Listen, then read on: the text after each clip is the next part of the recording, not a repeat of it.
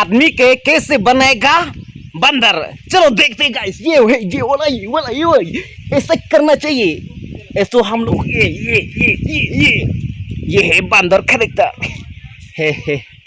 ओ मिक्संग नहीं है भाई, क्या बोला वो इग्लून में किंग होइडू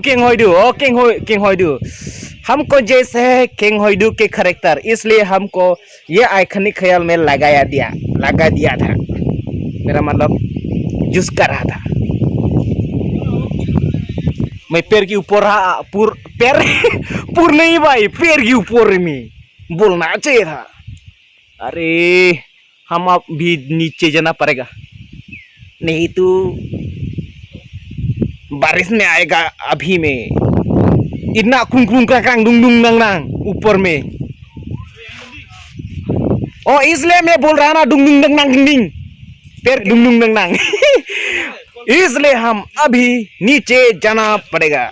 तो चलिए गाइस, ये वीडियो में यहाँ में एंड हो गया था। तो चलिए गाइस, आपको ये वीडियो पसंद है तो like comment and share and don't forget to subscribe my YouTube channel. तो thank you guys, lasidam saikadom, thank you, bye bye.